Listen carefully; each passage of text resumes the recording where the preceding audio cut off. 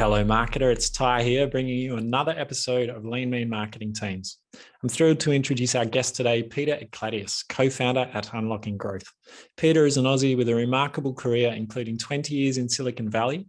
Peter established and led the growth and product management across IBM. He's been VP of Marketing for Safety Culture, Product Development Program Manager at Hutchinson 3G, plus a range of experience founding, running, and consulting with startups. Peter's now helping startups and businesses in Australia to scale faster using a product-led growth approach through his leading product-led growth consultancy, Unlocking Growth. And today's conversation is all about product-led growth, not just from a SaaS standpoint. You'll learn how and why PLG can be applied to any industry. We delve deep into what PLG is, including the fundamentals you need to get started, how it changes not only the dynamics of an organization, but also the composition, skills, and roles needed in the marketing team. We then discuss how CMOs can use PLG to play a bigger role and have a bigger impact in their organization. We also dispel some myths about PLG and explain in which situations it may be inappropriate to adopt. If you've never heard of PLG and you're wondering what on earth I'm talking about, I'll use Peter's definition here to introduce you to it. PLG is about surfacing the value of the product as an enabler to drive more sales. So instead of telling people about your value proposition, you show them. In SaaS, it typically includes models like freemium and free trials, but there are many other concepts that can be applied in non-SaaS settings and throughout the funnel to help you grow faster and cheaper than a sales-led approach. When you think about it, don't we often want to try something before we buy? And isn't the best way to buy something usually through experiencing it? If you're interested in learning more about PLG, then stick around to the end of the episode to learn about the unique course Unlocking Growth has launched called Rocket Ship Scholars. Applications close on 20th of March, and it sounds like an amazing hands-on course taught by Peter and the folk at Unlocking Growth. There's also 5 free places they are offering. More info at the end of the episode and in the show notes. Lastly, if you're enjoying the show, please take a moment to rate and review us on your favorite platform.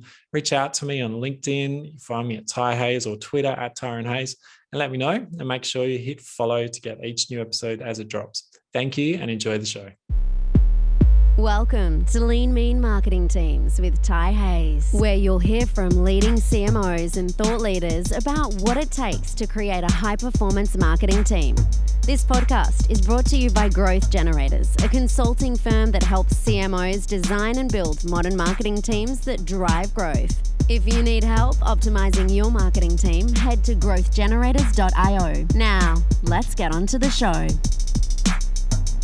Welcome, Peter, to the Lean Mean Marketing Teams podcast. Thanks, Tyron. It's a pleasure to be here. Yeah, I'm excited for this episode. Recently read Wes Bush's product-led growth book and been, diving deep into that. And I think it's probably not as mature in Australia as the US market, and it may not be as familiar to CMOs outside of SaaS, but I think it's still got so many merits as a kind of go-to-market strategy and different elements that CMOs or marketing leaders can adopt, especially due to digital adoption and everything that's happened through COVID and people wanting to try things before they buy. So I think it's a timely discussion today and can't wait to get into it. Absolutely. Before we get into that, I'd love to learn a little bit more about your career. What are maybe one or two of the most pivotal moments that have had the greatest impact on your career today? I have a very non-traditional background. So if you look on my LinkedIn, you'll see I've got bits of engineering and project management and product development and marketing and sales and consulting and a stint in audit, a stint in finance. So it's quite non-traditional, but I think there's a couple of things that stand out as really quite pivotal. And they're pivotal because they exposed me and they opened my journey up in ways that I had not anticipated. And I think the first one was at 3. So 3 Mobile. They were a brand here in Australia before they merged with Vodafone. They're still a brand, obviously, in Europe, in the UK. Yep.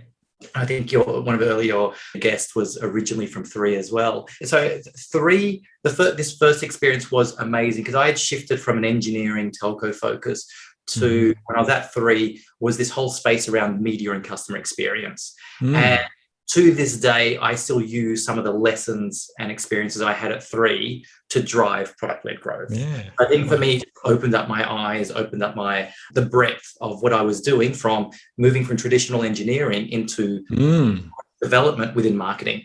Was there one of those lessons you can share? A simple example, it was the first time I learned about personas. The first time we did personas, we were launching some of the early work around mobile internet and how would they use mobile streaming services. They would take it for granted. But back in 2005, 2006, we had no idea and everything was behind a walled garden. So to this day, well, now we'll probably call it jobs to be done. There's still the concept of persona is still readily used, but that is something that years on continue to use that as a really powerful tool. And I think the second pivotal moment was at IBM when I was tapped on the shoulder by the GM of one of the larger business units, and she asked me to transform her product portfolio. And that for me was the start of growth. So up till that point, there was talk about digital transformation and e-commerce, but really this concept of what today we call product-led growth for me transitioned or was pivotal in 2015 with that tap on the shoulder, because from there, really tested, experimented, failed, failures I've got, but excuse me, really learnt how to drive product-led growth in a company the size and age of IBM, and from there have used that as lessons moving forward in all my subsequent roles and clients and work on that. Yeah. And just that background of, engineering and sales and product and marketing, that does really go to the heart of growth and product-led growth. Was it just boredom of doing the same thing that made you foray into these different areas, or was it an intentional career path or just opportunities presented, or how would you describe the journey between all those different disciplines? I'd love to say it was highly planned. And I harken back to Steve Jobs said in a commencement speech at Stanford many years back, he said, when you play your life forward, and I'm paraphrasing terribly, but when you play your life forward, things may not make sense, but when you look back, it all beautiful storyline. And the example he used was taking calligraphy in college. He took some time and he took calligraphy, didn't make any sense. But many years later, when they were designing the first Macintosh and they needed the fonts, all those lessons in calligraphy came rushing back or kind of really helped influence. So I feel in many ways it's the same thing. It wasn't necessarily boredom, but trying to find what's my niche in, let's say at the time, IBM in a B2B company, what's important, what's powerful. And then this concept of digital transformation, which I've been selling to clients and then transforming it to transform a SaaS portfolio, a software portfolio rather, was the new exciting thing. Today, I look back and say, well, actually, it's clear why these are all important. And today, when we talk about product-led, it's not just about product. It's not just about marketing. It's about this cross-functionality. And so I can actually pull on different experiences when I was leading sales, when I was leading marketing, when I was leading product, when I drove growth, when I was in engineering, all of those experiences I can pull on to build that cohesive part of PLG. Yeah, absolutely. And for the audience's benefit, you've gone from big, massive organizations to founding startups, and one of the latest is Unlocking Growth. Can you tell the audience a little bit about your latest company? Sure. So Unlocking Growth really came to the fore with the merger of two agencies. So my co-founder and I, so Audrey Melnick, also worked in the space and was in Silicon Valley for about 8 years as well. And we identified an opportunity where in the Australian market, companies wanted product-led growth, or they heard the buzzwords but didn't know how to do it. And so we formed Unlocking Growth, and really the thesis and the focus for Unlocking Growth is we work with our clients to help them become more product-led. And what that means is not the traditional concepts of whatever traditional means of product-led growth, which means it's a free trial for just SaaS products, actually bringing those concepts to help a variety of clients, a variety of industries in the spaces of product, in the spaces of marketing, in the spaces of engineering, in the spaces of customer success, in the space of sales. So really bringing that all together and that concept of product-led, and that involves a series of technologies, processes, methodologies, best practices, and advisory to help them organize and formalize so that they, as a unit, are now in this, they're embracing all the value of the actual products that they're building. Mm-hmm. Yeah, it's again, sounds timely, and I guess bringing your experience from the US, coming back to Australia. I think we were talking offline that you saw this opportunity. You had a couple of roundtables around with different product leaders and saw this gap. Is that right? Yeah, absolutely. It was last December, and if you remember, we're just coming out of lockdowns and events were opening up, and they said when the vax rate hits a certain rate, we'll open up. So we timed a couple of events, one for chief product officers on a panel, the other for chief executive officers on a panel. And they were both to say, what do you understand about PLG, how do you execute PLG, and then also to see how the audience panned out. So we did it over 2 consecutive nights in the beginning of December. And what we found, it was fascinating, what we found is that very few people in the community, in the tech community, really understood product-led growth. And then that level above, how to apply it. And so it really it opened up our eyes. We're thinking we're here to bring product-led growth to the people, to the masses. Yeah. The response was, wonderful. What is that? Yeah.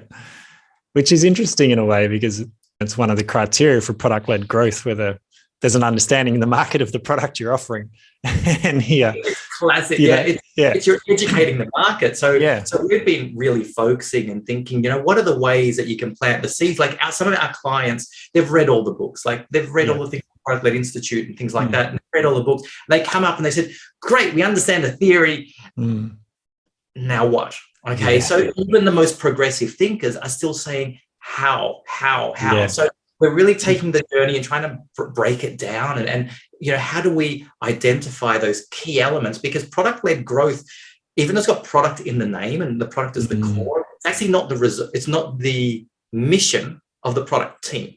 And that's what's really powerful. It's actually the mission of the overall team. Yeah, the organization. And how do you then leverage that? So marketing in particular, like marketing, interestingly, and this is when you speak to progressive marketers and marketers who are in true PLG companies, they recognize that the role of marketing in a PLG company is actually more important than in a non-PLG company. But then what does that mean? How does that, you actually end up owning more of the journey, or you should be empowered to own more of the journey. And you've got to do more to create those experiences, create that engagement in that. So really taking people on the journey, so the community. So one of the reasons we may talk about it later is the scholarship program. Like, we just want to give back. First, let's get people educated and understand what it is, and then how to apply it. Because in Australia, I think our challenge is we've got a market of 26 million people. Across B2C, B2B, it's only 26 million people. So most of the time, most startups focus on a door-to-door sales pitch. I go and I sell with a pitch deck, and then I kind of grow from there. If I'm in the US, it's an order of magnitude larger market. So all I need to do is use a product-led motion, and most of them now start with a product-led motion, and get 1% of the market, because for them, 1% is a viable product. If we got 1%, you wouldn't have enough people. Like, you still don't have viability yet. And so the dynamics of the market mean that we embrace PLG less for earlier stage companies. And it takes a bit of time to get started. Yeah, that makes sense. Well, we've danced around the topic, we've skirted around what PLG is, but for today, I thought we'd start by getting this definition of what PLG is, get everyone on that same page, and maybe how it's different to some other marketing-led or sales-led approaches. And then in the second part, maybe just how people implement it. How does that sound? Sounds like a plan. All right. So what is the definition that you like for PLG? Absolutely. So PLG, I actually don't like the G in it. I just like it's product-led. And what product-led means is that you want to surface the value of the product as an enabler to drive more sales. Whether it's existing customer sales or whether it's acquisition, new logo sales. And so that's really at the core, is how do you surface the value of a product? And there are different mechanisms. So some of the tactics include freemium and free trials and things like that. But there's also mechanisms that don't require that you can still leverage with values. But at the core, it's letting the product, allowing the product to blossom, allowing it to sell itself. And then that empowers your entire marketing and sales motions. I love that. I haven't heard it put that way, surfacing the value of the product to enable to drive more sales. It's good. And I think the other definition I've heard is just how it changes the process of how you buy. Instead of telling people what your value proposition is, you show them. So you get them to experience it before they buy. And how then is it different to other marketing strategies or sales-led top-down approaches? Yeah. It's the important thing to recognize is that it's a complement and how it differs. So marketing drives emotion, whatever it is, a campaign or otherwise, to drive in MQLs. And in the traditional motion, the MQL went to a seller. And then it became sales qualified. And then when it's SQL, it gets converted into an opportunity and then closed one, hopefully. Yes. Where a PLG motion changes is that you still may have the MQL, but instead of leading them to a seller, you tier it and you say, actually, let me send them into the product directly. In a pure SaaS play, and there's different models for different industries, but in a pure SaaS world, you would say, drive a campaign, comes in, early lead, qualified as an MQL, send them into the product. Once they've gone through the trial, then you need to execute, as marketing is like execute the messaging, making sure that they get the value. So you take them on a journey so that they don't just get a trial, but they're onboarded and activated. Yeah. And message them saying, it's not just about, did you see the value, but now assessing their value. And then from there, guiding them to self-serve pay or guide them to a seller. What's the interesting thing is that I saw a stat recently, probably in the last couple of weeks, that said 94% of all PLG companies have sales teams. So it's not exclusive. It's not you have one or the other. So because of that, the PQL, the product qualified lead, becomes another path. So an MQL can lead to a PQL, one path, and from there it can lead to an SQL or a direct self-serve sale. You can have a direct campaign without an MQL and going straight to a PQL. So there's a path there that runs parallel. So as a marketing team, you're still responsible for driving campaigns directly to the PQL. And then you've got an MQL. You might go to a sales, you might say, actually, for a variety of reasons, I've tiered them. So the criteria are they spun up a trial, but I want to then go and accelerate and send them straight to a salesperson. They're a large organization. They've got complex criteria, whatever it is. I want to get them into a sales approach. So it's really a complement for the traditional MQL, SQL model. And it can be in parallel with them and can fit in with them. So you actually weave people through, because sometimes as you get more complicated products, selling them, getting people to do a trial of a product is very difficult. It's sort of very complicated or a very niche product. So sometimes you need to do them to an MQL, white paper, webinar, events, classic things. Like now that they're aware of the problem that you're trying to solve, then you tell them this is the problem that we're trying to solve, because you can't do all of that often in the product. It's simple when you have a tool like Asana. What's Asana? The task tracker. Great. Everyone gets what the problem is. But when you've got a more sophisticated product, robotic process automation as an example, you need to take people on that journey.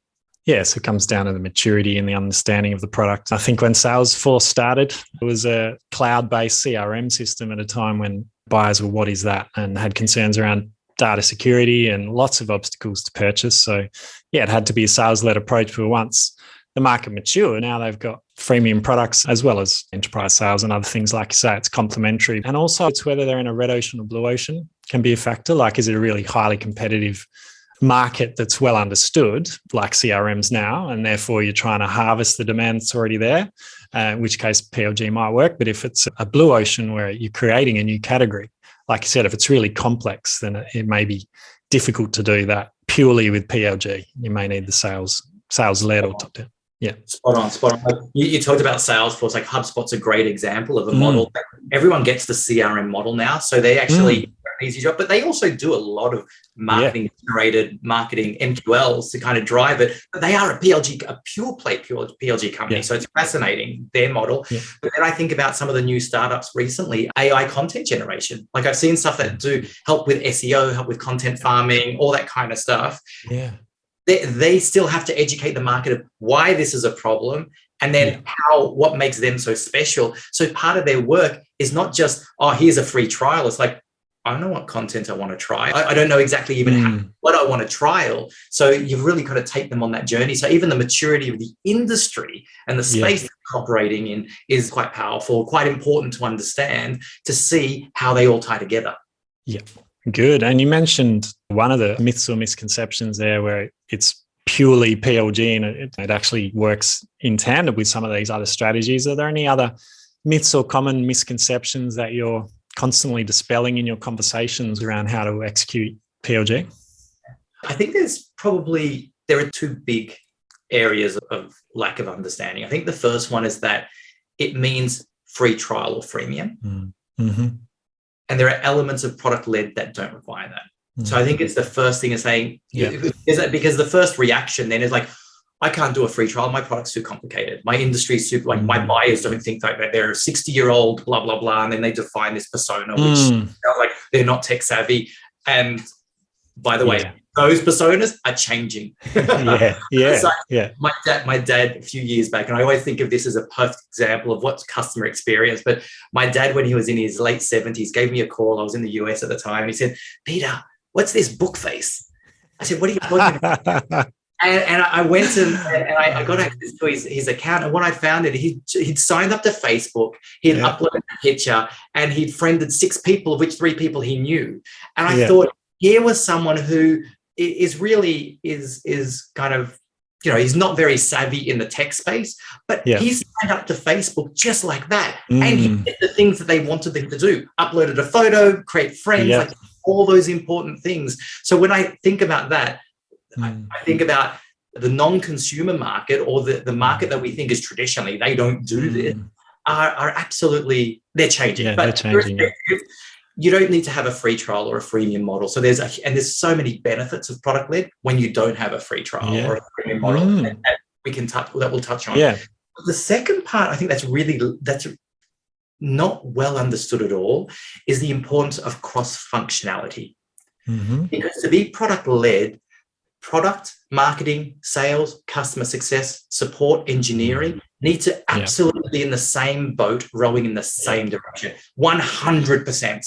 Yeah. And the challenge is traditional organizations have siloed those. And so the traditional sales model is MQL thrown over the fence to sales, SQL thrown over the fence from the BDR to the account executive, or whatever that process is. And the customer and the prospect is treated like a hot potato. Yeah. And that's work. Like, if there's one thing that kills product-led initiatives, it's that. Yeah. And so really, it's if you can solve cross-functionality, and I mean in a way that everyone has each other's back, that those teams work together and know how to work together, they have the same cadence, the same structures, the same way of thinking, and they kind of go and they riff off each other and can grow, that actually is the enabler of product-led. If you don't have that, it's a non-starter. Wow. Powerful. And I can't wait to get into that bit in a little while when we get into implementing it, because I think we'll talk about what does an org design of a PLG company look like, and then how does that filter down to the marketing team. And my work around agile marketing, I'm always seeing the benefits of this cross-functionality, across getting the right people and the right teams together to solve customer problems and create value faster. So I can't wait to unpack some of that. I think we've touched on some of the examples that people may have heard of: the Salesforce, the HubSpot. Think of Netflix, think of Spotify. A lot of these had Dropbox. All of them had these product-led, almost growth hacking plays or motions. You've already enlightened us that it doesn't just play in SaaS, and it's not just about a free trial or freemium. It's about surfacing the value of the product to enable that to drive more sales. So I know you work with other organizations outside SaaS, but can you give 1 or 2 examples of how this does apply outside of SaaS? Sure. So I'll give one example that's of a company that has a hardware-software hybrid. So it's an e-bike company called Zumo. They provide the delivery bikes that essentially empower people who ride for Uber Eats or Milk Run or Gorillas, like these organizations that are global, and really empower their riders. Now, you can't go and try a bike for free. But what they do enable is they've got product-led concepts in there that we've enabled that allow them for people to try or find out their local experience. How do they get there very quickly to kind of get started, to find they need to get to their local store. So very much an e-commerce experience. So how can I go there quickly, find it, schedule a time, get my bike, get it delivered, whatever that is, move in there. And then once they're in there, how do I track that user? At the end of the day, what you now have is a way that you can now proactively engage with people. The moment they hit your website, you're engaging with them, even though they can't see the product. So you show them the value in other ways. And then once they've committed and they've come in and they've picked up a bike and they've made that commitment, then you can now proactively engage with them to sell them more. Then there's a whole B2B, like how do I sell a fleet of bikes and things like that. So there's a whole series of product-led motions across all of those customer journeys. And you think about it, there's 2 key customer journeys, the individual and then the organization that is using product-led for not a SaaS company. So, we worked with an online yoga marketplace called Body Mind Life. And what's fascinating about them is they had both the student and the teacher journey.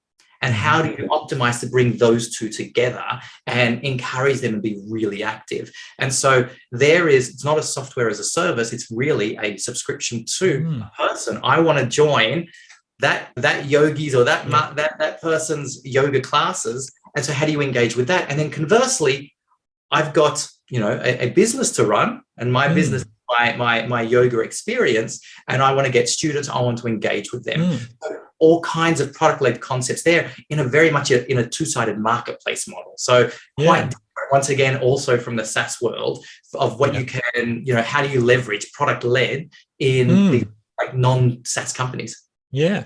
So how did they do that? Say from the student perspective, what could they do before they became a member to get a feel for those instructors or the classes or what the experience would be like? Yeah, so there are elements. So part of it is there's a couple of parts there. So one is as a teacher, you have your face-to-face, your physical students. You kind of get them in there. So you give them a code or you invite them in. So you're seeding your first audiences. So to build that two-sided marketplace, you start with the teachers, don't start with the students. So those bring in that first cohort of students. Then you encourage a bit of virality. If you think about yoga studio, it's like gym classes. It's like, I like that gym teacher, that gym instructor, and then you go with your friends and everyone jumps along. So virality is a huge part that can power that. Fantastic. All right. So now getting into the how, we've touched on some examples there, and we've talked about some of these tools and things you need, but let's get into it. If you're a CMO looking to adopt this strategy, where do you start and what do you need? Like, what are the building blocks of PLG? Yeah. I was percolating on that when I joined Safety Culture to lead their marketing team.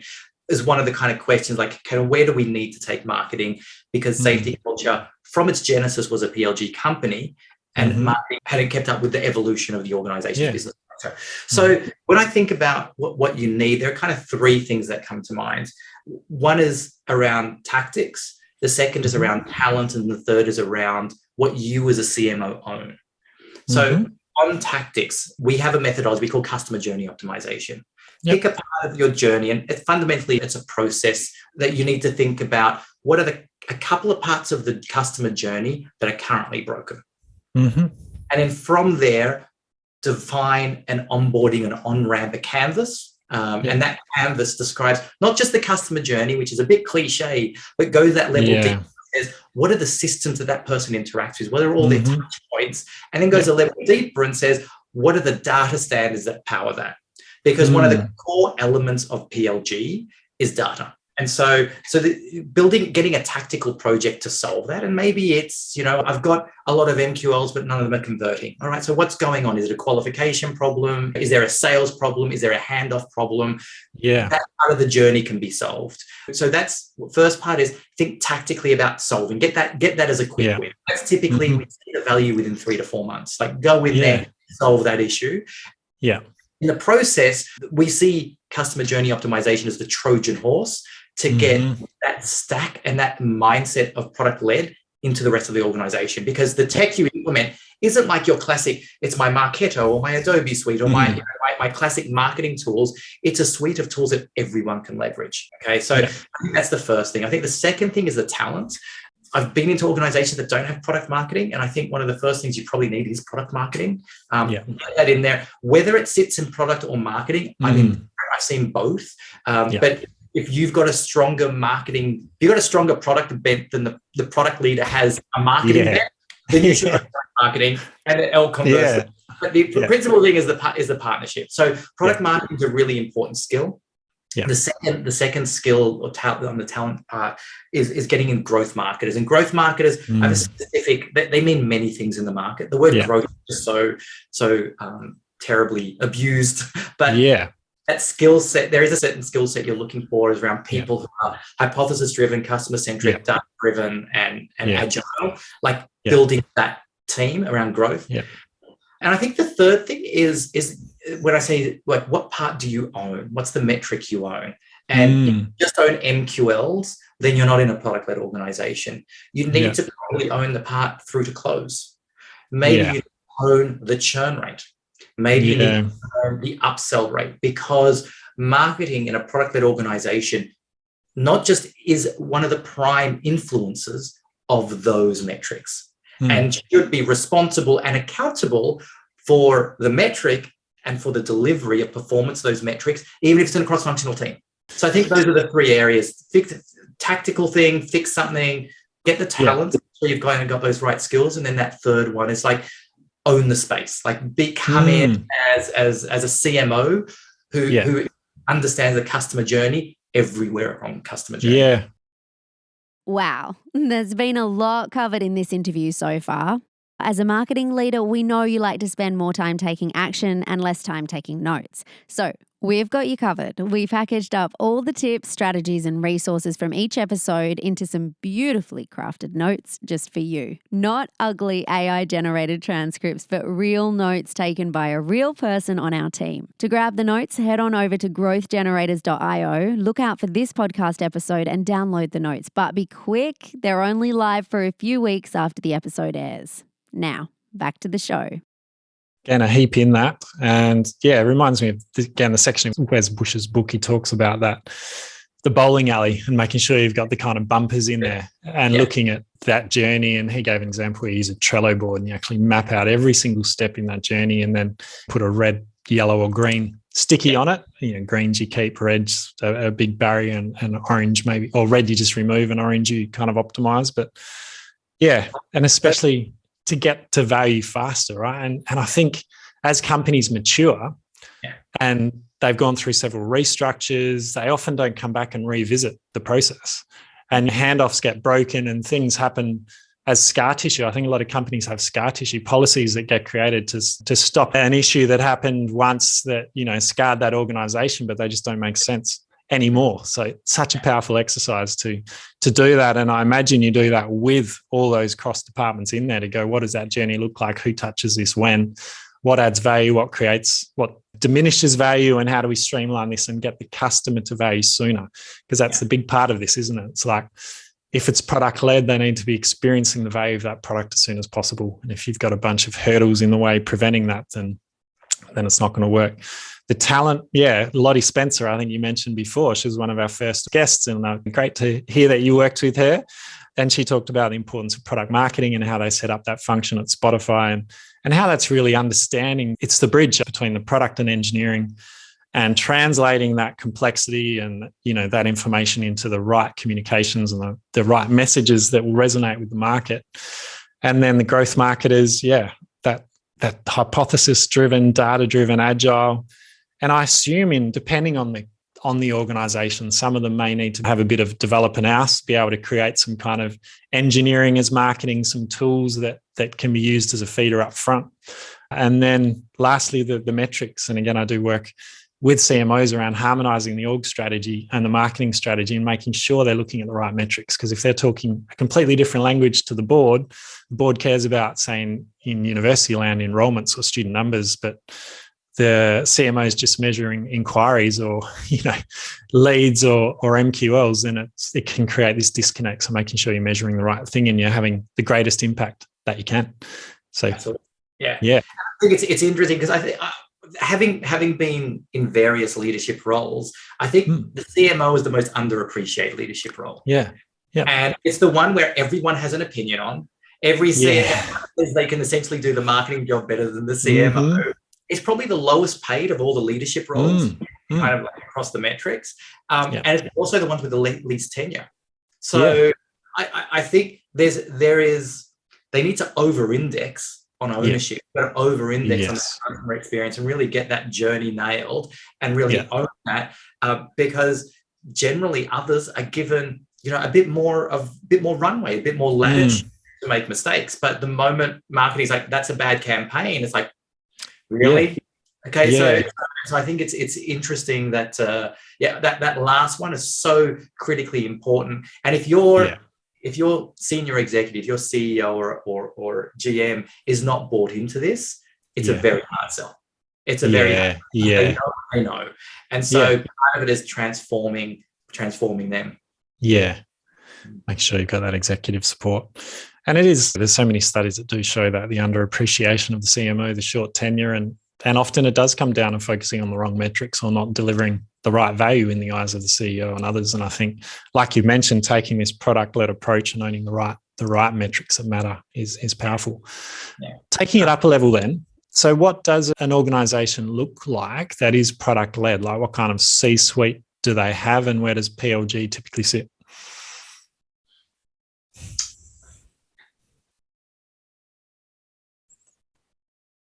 I kind of pause on this question because I think when I look at, is there one org structure to rule them all? I think the answer is no.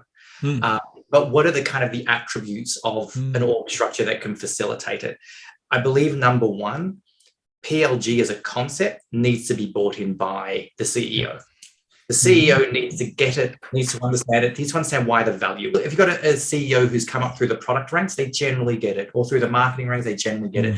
Or it's coming through the sales ranks, like typically commercial focused people, don't necessarily understand it. So I think important thing is they need to be committed and understanding, because they may need to make hard calls about why certain members of their LT, their executive team, are or are not partnering. Okay, so I think that's an important part. So I think that's a critical attribute.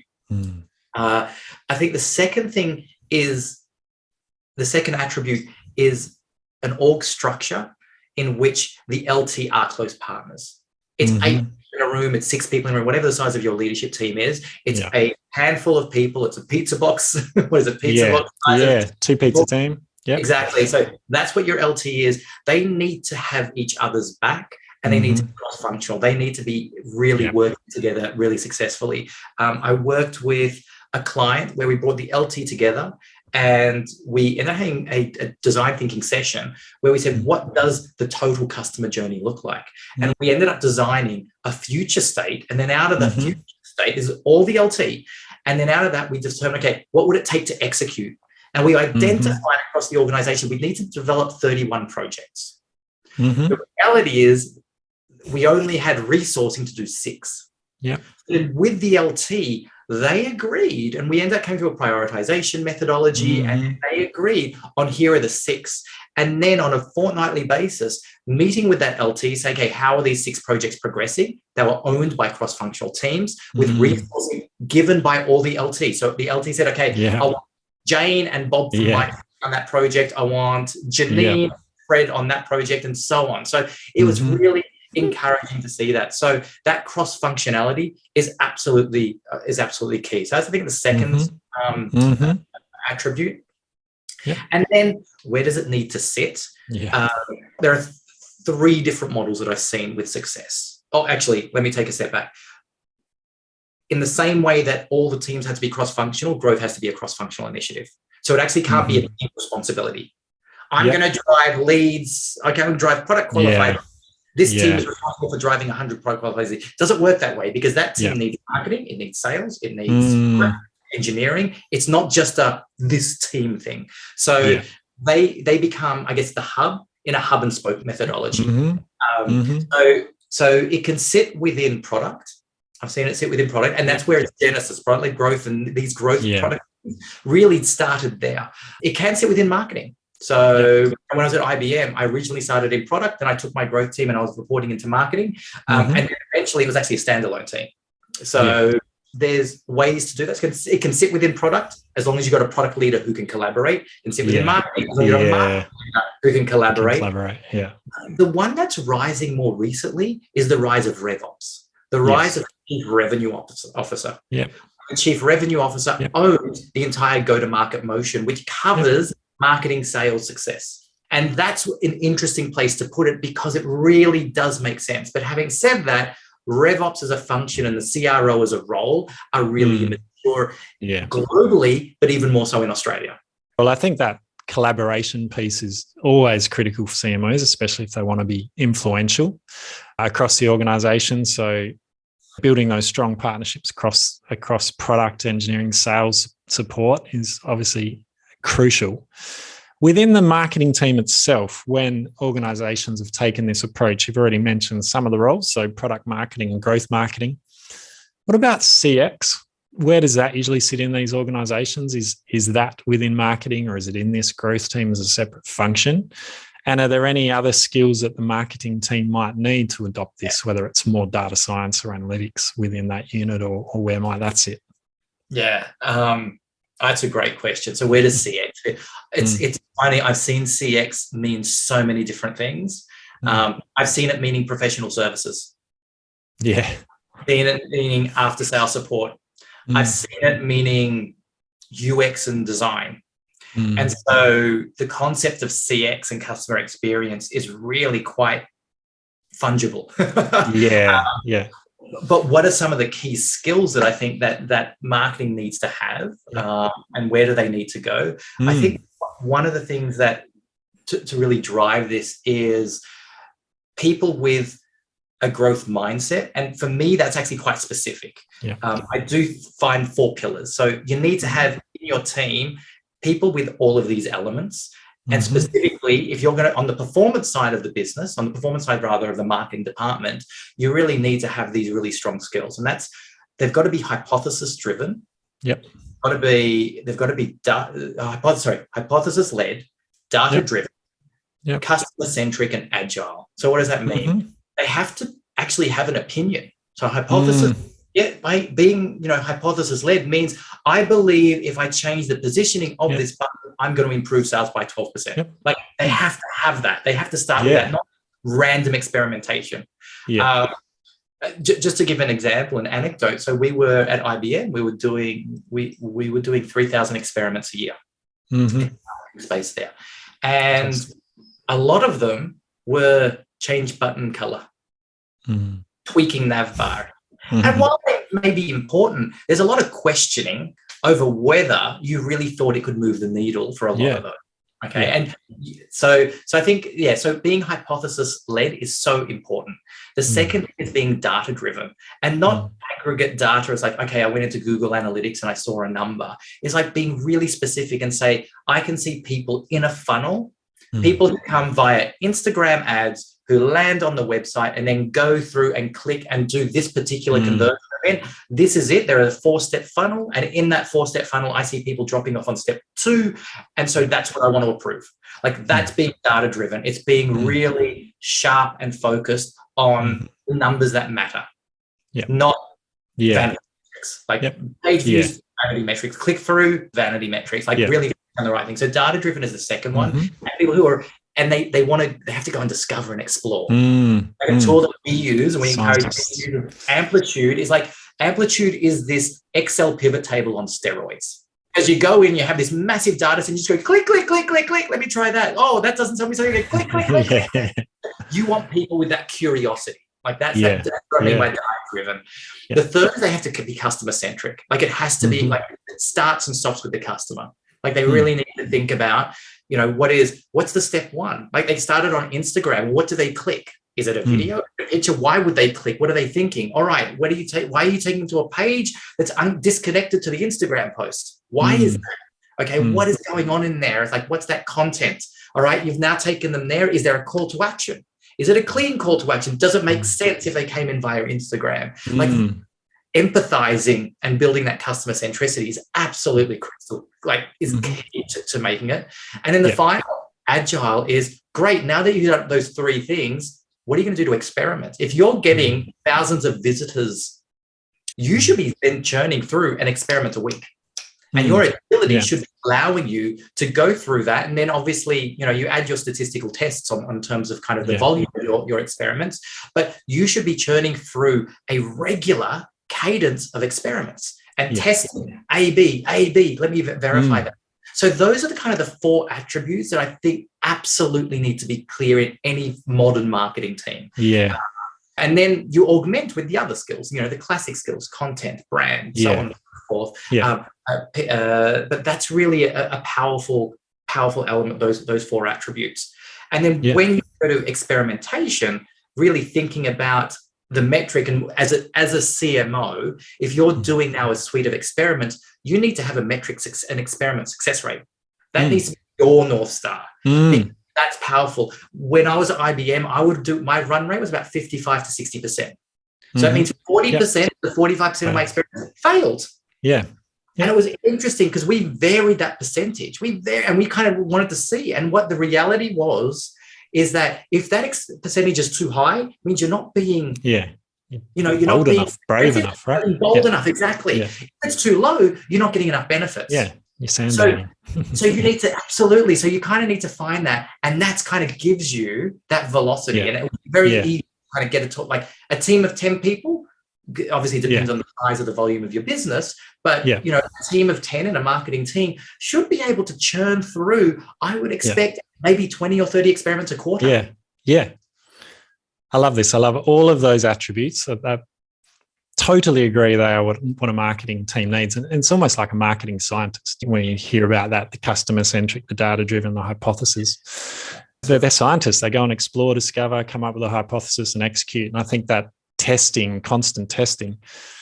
I'm still surprised when I work with different organizations, they don't have a target on how many experiments are going to run and getting the value of that through. Like for some, it's too far a leap. They're in more a traditional sector and it's just something they've never done before.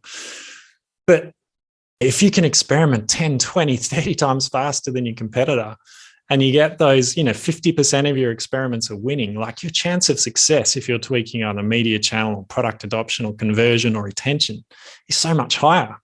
Why do you think companies haven't got there yet in terms of adopting this experimentation as a core part of marketing? So the easy answer is there's a fear. The first time when I started at IBM and started this growth mission, there was no openness to experimentation. You got to take people on the journey and say experimentation is good because the learning, because even in a failed experiment, there is a learning. That's right. So even in my team today in Unlocking Growth, when we go through an experiment, okay, but this failed, why? What's the learning? Yeah. Because every failure has a learning. So I'll give for example, we did a LinkedIn campaign.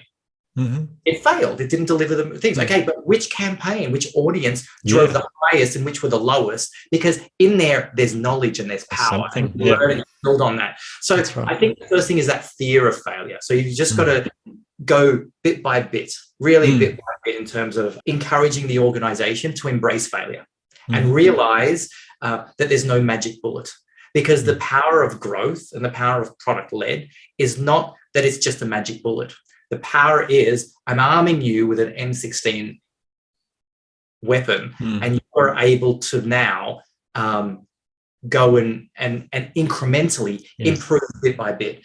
Because over the long term, and the long doesn't need to necessarily mean multi-years, but the long term is those increments are huge. We grew one of our products 400%. And it was a material size. It wasn't like from zero, like from a material number, grew by 400% over 18 months by running, I want to say it was about 75 experiments over that period. Yeah.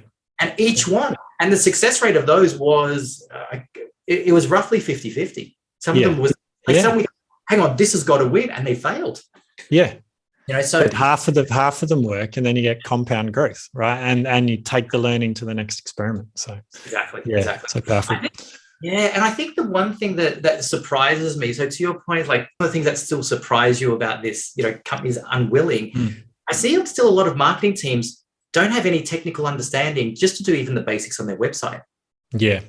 They outsource it to an agency or they've outsourced it to the engineering team. What it means, they've lost the agility. Do tagging, can't do it. Do tweak the web page, can't do it. Are we bringing a new tool? Well, it's going to take some time. Schedule it in. Put a form on this page. And I think you need to have some level of knowledge and some level of expertise in your marketing. You can't have like having just even one person changes the dynamic. That's it. When we do customer journey optimization, what we encourage and what we build towards is we build this stack and we put it into all the touch points. So we allow non-technical users to do it. You don't want to go to engineering to change an email. You don't want to go to engineering or go to an agency to start adding a new tag or do a personalization experiment or do a new retargeting campaign.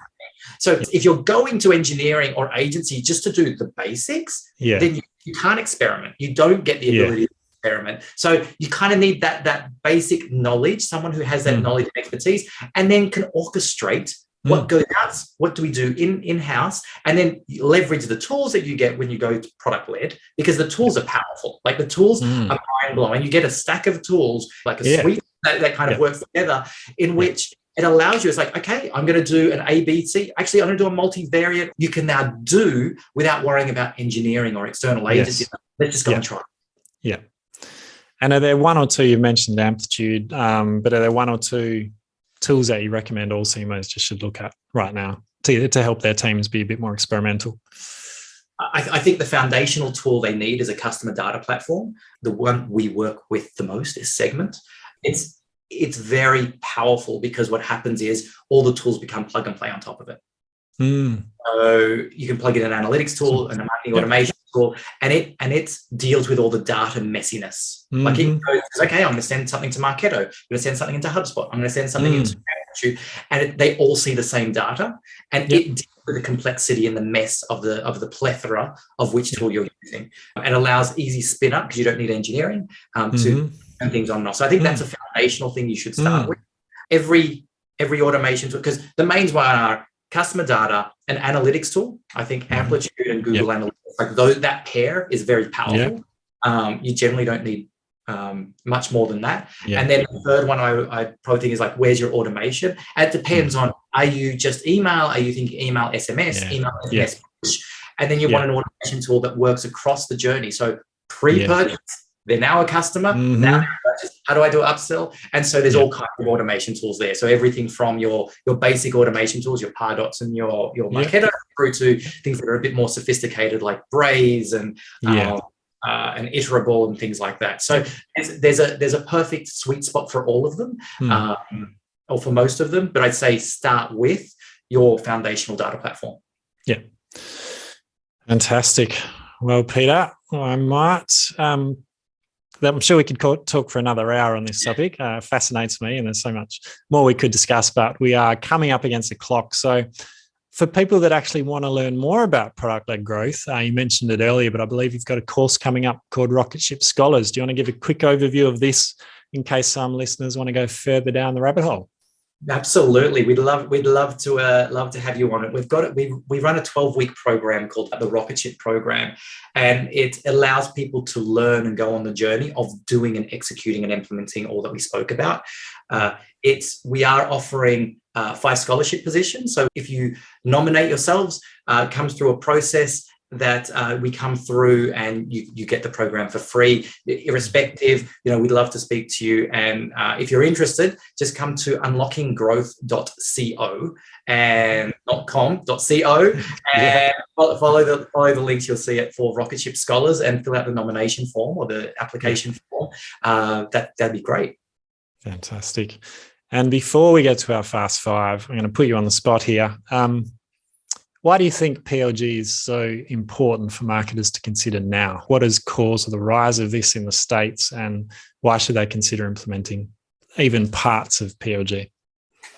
Yeah, good question. It's because it just works. Because it is a model that came from, when we talk about the consumerization of the enterprise, what it meant was product growth. What it meant was, how do you get people there? So even in the most pessimistic reports, it says PLG over non-PLG outperforms the market by outperforms their non-PLG partners by 4%.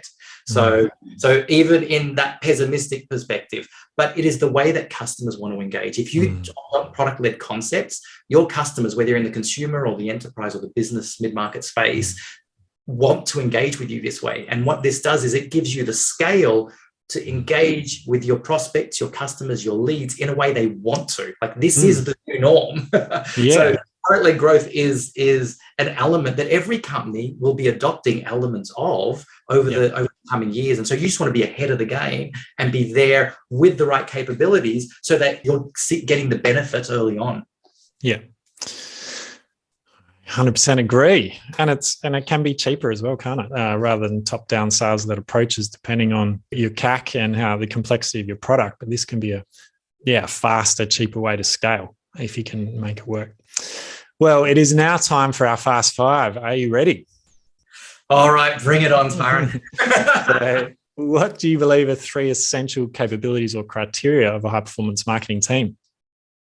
These are the three of the ones I mentioned earlier. So hypothesis-led, data-driven, customer-centric. You do that, you can run any experiments. Yeah, love it. How would you describe your team's culture in one word? Curious. Mm-hmm. What's one metric you've successfully used to track and measure team performance? I can't give you one. I'll give you two. One is experiment success rates. Which I want to see that. The second thing is an informal metric of the level of pushback and ideas generation coming from the team. So not top down, but bottoms up ideas and bottoms up pushback. Like that. And what's one skill or capability you've learned recently you wish you'd developed much sooner in your career? Oh, this one was an easy one. Storytelling. My time I think I learned from Luke at Safety Culture was the power of storytelling. Yeah. And the importance, not just the power, the importance of just being great at storytelling. So for me, it's a work in progress, but absolutely it's a powerful skill. And what book or books have you read that you found yourself recommending to others or you think our audience would gain value from? The book that I love is Napoleon's Glance, written by an author called Bill Duggan. And it's about strategic intuition.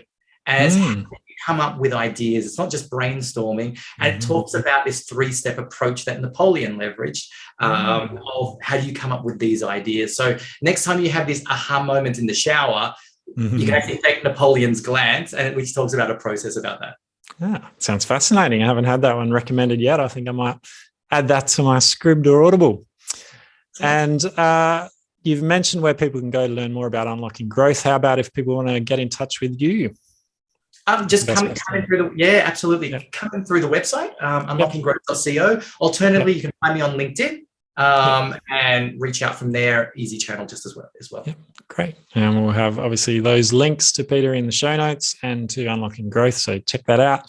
Well, thank you, Peter, for your insights. Great to learn about your career and how it led you to founding Unlocking Growth as you look back on it. Great to delve into what PLG is, dispel some myths, hear the examples of how it can be applied to SaaS and non-SaaS companies.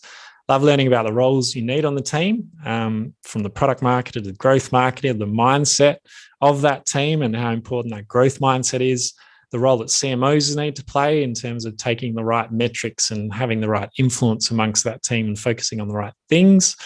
And what they can do to drive PLG within their companies. So best of luck with the course. It sounds brilliant. And thanks again for your time.